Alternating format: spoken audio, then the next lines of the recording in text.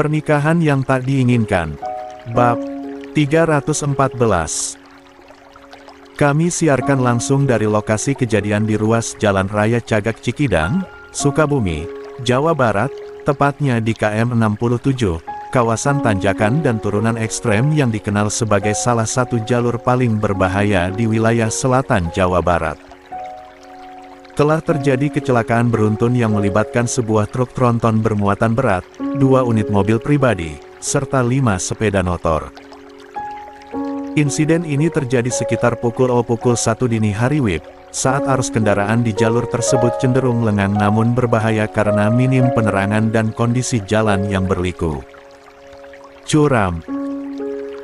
Berdasarkan informasi sementara yang kami himpun dari pihak kepolisian Polres Sukabumi, kecelakaan diduga bermula saat truk tronton yang melaju dari arah Cikembang menuju Cibadak kehilangan kendali di tikungan menurun tajam kawasan Gunung Butak, tepat setelah turunan panjang semplak yang dikenal awan remblong. Truk yang diduga mengalami kegagalan fungsi rem itu menghantam sebuah mobil sedan berwarna hitam yang berada tepat di depannya. Benturan keras membuat mobil terpental ke sisi kanan jalan, menghantam mobil lain yang datang dari arah berlawanan, dan menyeret 5 pengendara motor yang berada di belakangnya. Suara dentuman keras terdengar hingga radius 300 meter dari lokasi kejadian. Warga sekitar yang masih terjaga langsung berhamburan keluar dan menemukan kondisi mengenaskan. Bagian depan mobil sedan ringsek total, sementara sepeda motor berserakan dengan kondisi hangus sebagian akibat percikan api dari benturan keras. Evakuasi korban berlangsung dramatis.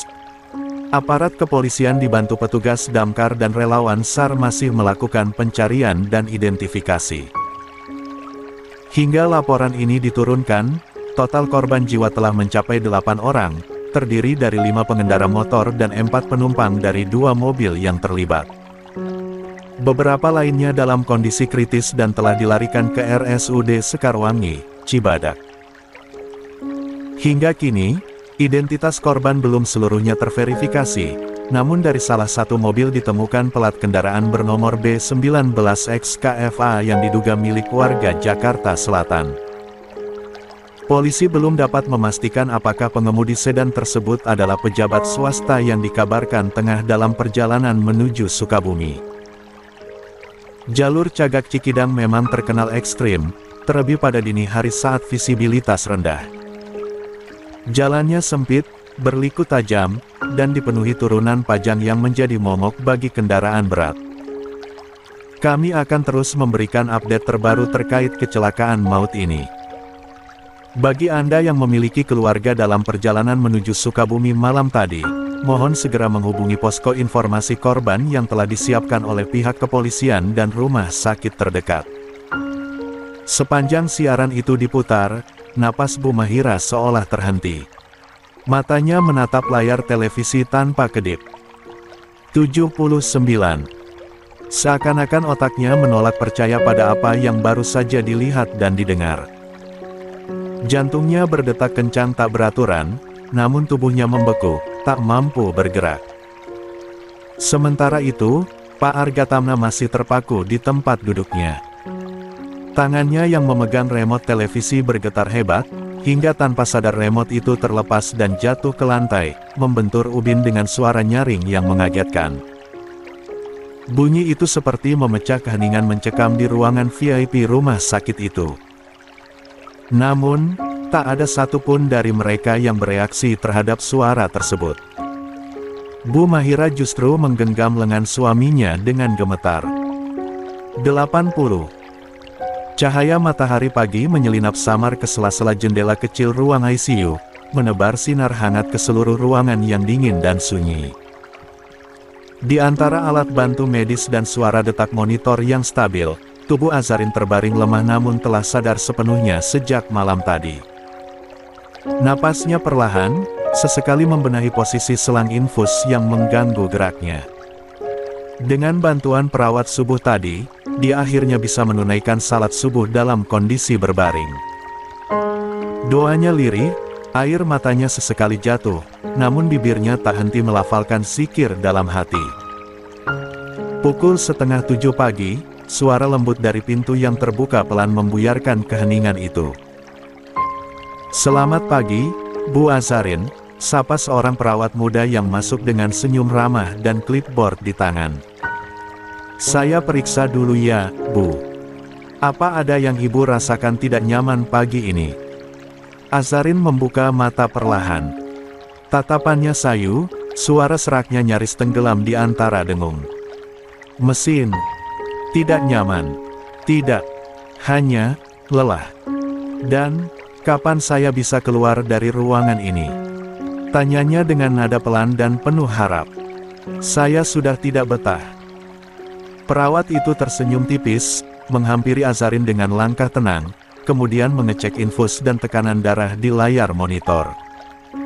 Gerak-geriknya profesional, namun sorot matanya lembut. "Saya mengerti, Bu," jawabnya perlahan. "Tapi Ibu masih dalam masa observasi, terutama karena kandungan Ibu. Kami menemukan bahwa salah satu janin sempat melemah. Dokter masih menguatkan dulu janin Ibu." Azarin menahan napas. Namun cara perawat itu bicara, begitu tenang dan meyakinkan, membuat hatinya tak terguncang. "Tapi kondisinya sudah membaik," lanjut sang perawat. "Kami hanya ingin memastikan semuanya stabil sebelum Ibu dipindahkan ke ruang rawat inap. Ini untuk menjaga Ibu dan bayi-bayi Ibu tetap aman. Jadi mohon sedikit bersabar ya, Bu.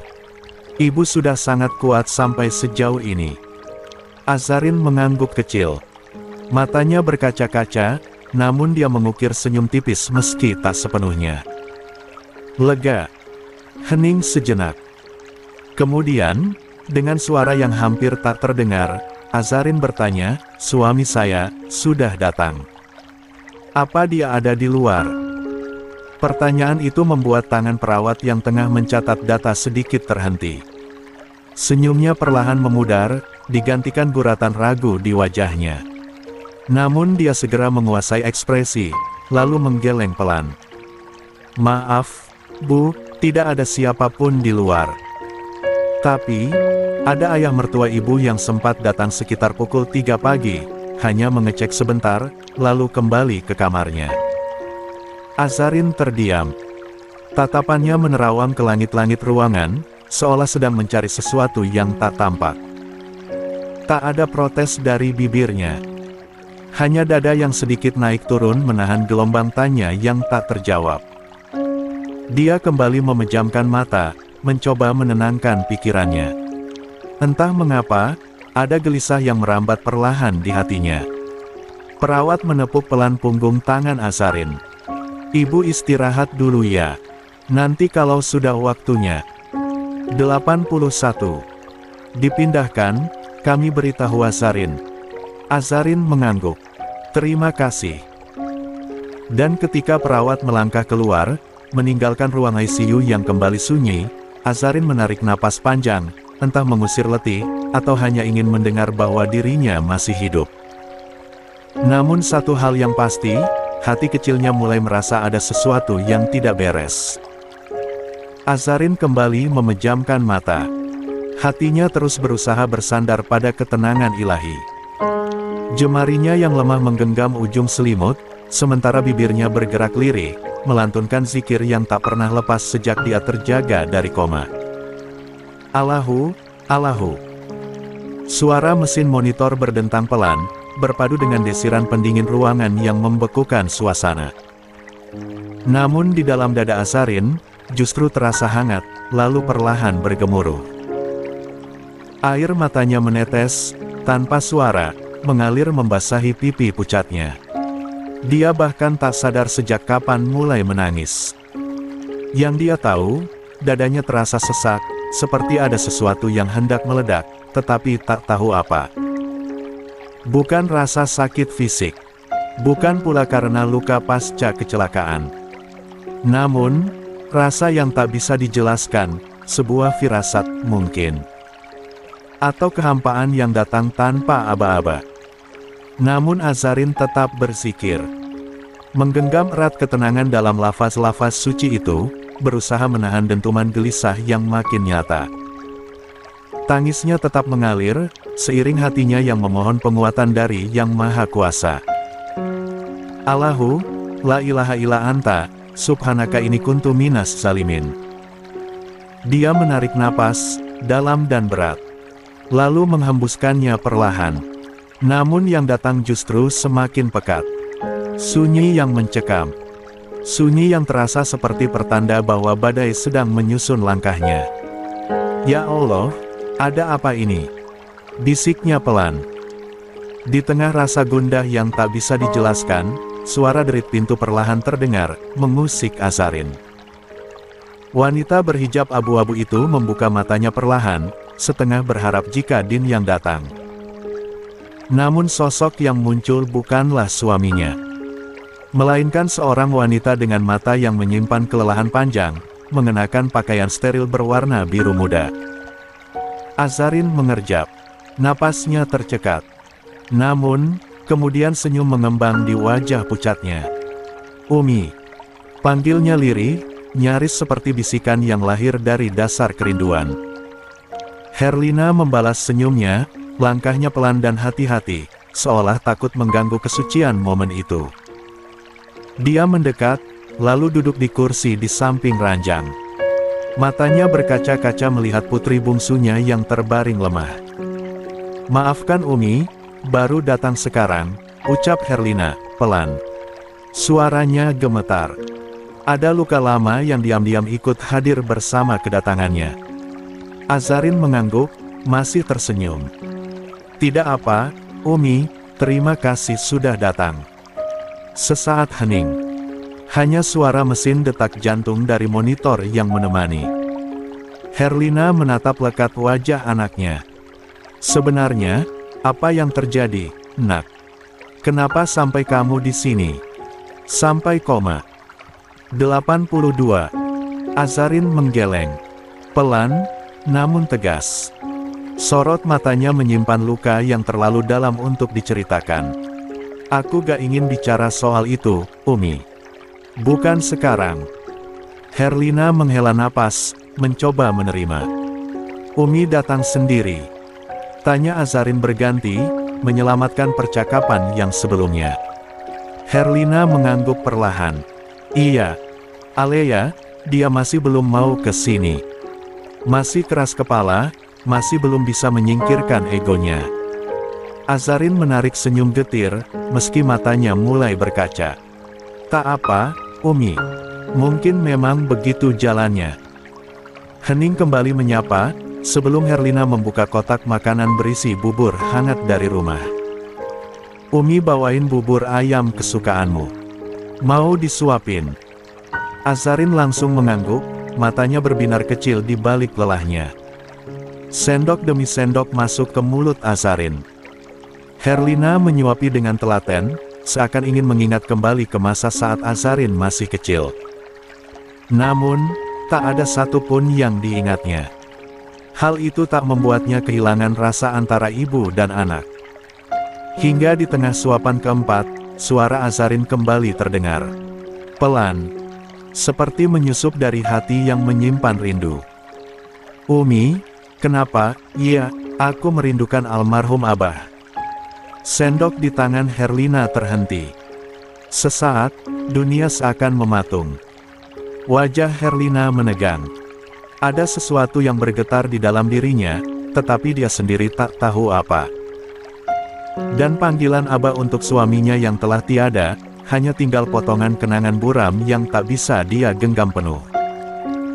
Dia menatap Azarin, lalu menunduk. Tak tahu harus menjawab dengan apa. Azarin menatap langit-langit. Matanya menerawang jauh.